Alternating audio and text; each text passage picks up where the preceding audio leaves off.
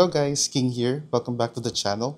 So today po ang agenda natin is pupunta tayo ng Vikings Luxury Buffet sa SM North EDSA. So reason kaya pupunta tayo ng Vikings today guys is may mga visitors tayo galing sa Bukidnon in Mindanao. Yes, we're very excited to take them to Vikings in SM North EDSA. And also medyo matagal na rin no, since yung last na punta natin ng Vikings. And I'm very excited to go there again. Tingnan natin kung may mga nabago ba. And kung ganun pa rin ba yung quality ng mga pagkain nila. So mamaya, hindi ko alam kung makakapag-vlog tayo na maayos. Pero gagawa tayo ng mga montage ng mga videos sa mga kinain natin. And then also, iikot ko kayo sa Vikings and show you the food options that they have there.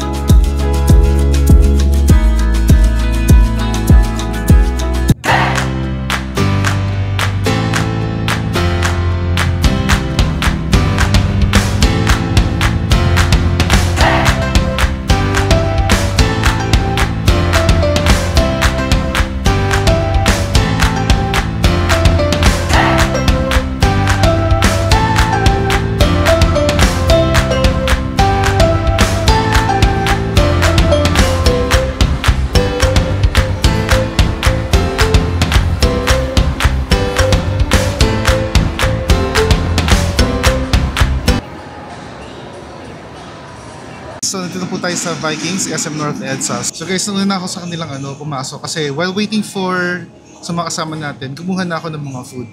Usually guys, pag nasa buffet tayo, ang iuna ko talaga is mga Japanese food like sushi and sashimi kasi yun talaga yung favorite ko eh. At saka feeling ko yun yung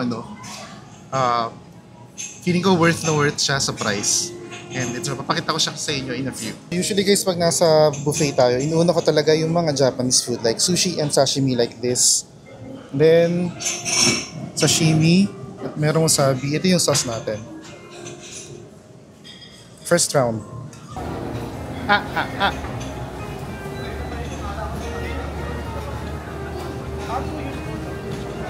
Kailan isa pang like this? Wow! I-send ko sa'yo mamaya. And guys, kapag meron kayong birthday celebrant, celebrating on the day itself, libre kayo, okay? Also, kung may mga graduate sa inyo, meron din silang pa-cake. Meron din silang discounts for senior citizens and for PWD. So, sulit na sulit, guys. Ilalagay ko na lang sa screen yung price ng admission dito sa Vikings SM North EDSA. Hindi ko alam kung pareho yung rate sa ibang branches, pero dito sa SM North, at least yun, masishare ko sa inyo.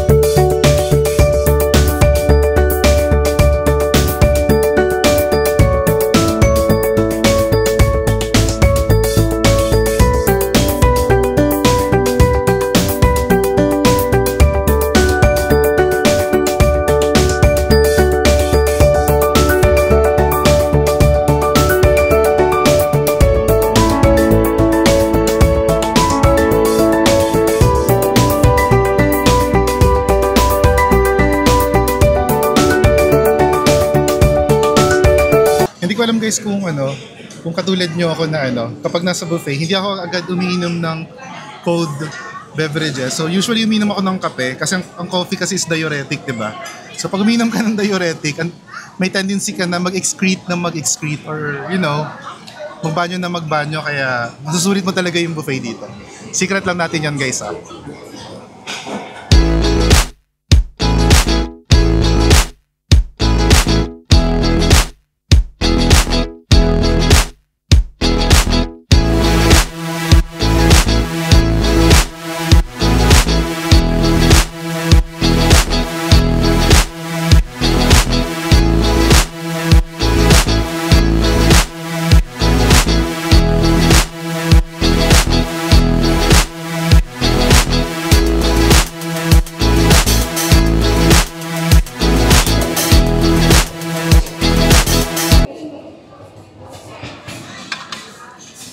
Hi guys, ang masasabi ko sa Vikings ay very improved. Saka talagang yung mga food ngayon ay gustong-gusto ko.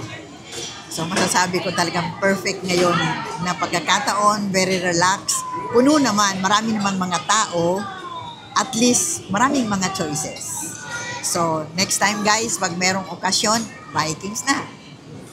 So if i-rate mo siya ng 1 to 10, 10 being the highest. 10 na. Wow, 10 over 10.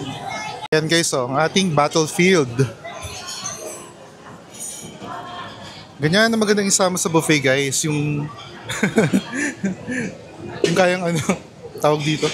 Ganyan na magandang isama sa buffet guys, yung sulit na sulit ng buffet area. Yung sulit na sulit ang pagkain, di ba? Yung mga kasama ko guys, round 5 na. Ako ang bantay ngayon. Pagbalik nila, ako naman ulit ang kukuha. Guys, ano yung mga favorite ninyong food item kapag nasa buffet? Paki-comment naman po sa comment section natin para po makita ko at makilala ko po kayo lalo.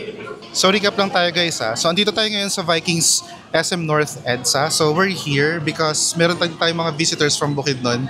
And also it's been a while since the last time na nakabisit tayo rito sa Vikings SM North. So ang difference guys, last year or last time na visit natin dito and today versus today is mas better yung quality ng food nila guys, and also hindi ganun kasiksikan. Hindi ko alam kung dahil weekday ngayon, and also wala namang special holiday, so kakatapos lang ng Mother's Day as we're doing this vlog, so hindi masyadong matao. Matao pa rin naman, pero unlike before na sobrang matao, halos wala ka nang makainan. Also kasi last year guys, hindi yung quality ng food nila is hindi ganun kaganda. So from 1 to 10, i-rate natin siya ng 6 over 10 last year. But this time, I would say 8 or 9 over 10 naman yung yung quality ng food based doon sa mga kinainan natin guys, ha. Kasi ako, nag-focus lang ako doon sa Japanese Kasi yun lang talaga yung kinakain ko pag nandito ako sa Vikings. So yun guys, maikling vlog lang naman tayo today. And i-end ko na tong vlog dito. So kung hindi pa kayo nakaka-subscribe, don't forget to subscribe to this channel para po marami pa tayong magawang travel content sa katulad nito. Okay, I hope you have a good day.